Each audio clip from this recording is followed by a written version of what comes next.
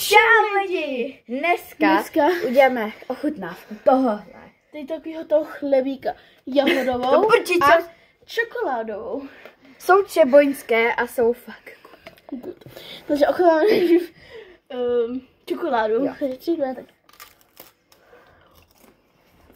Dobrý to je. 9. Takže já hlasuju 9. A ty? 9,5. A cítím, jak to není jako z cukru. Já 9 a Eliška 9,5. Je to fakt dobrý. Jaký to?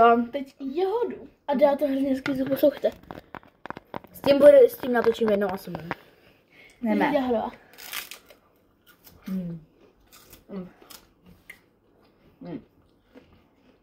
Sedm.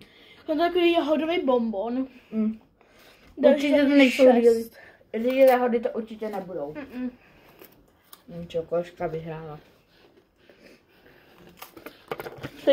Takže, hele, 100 lidí, 100 chutí, takže za nás vyhrávají čokošky. Takže bye.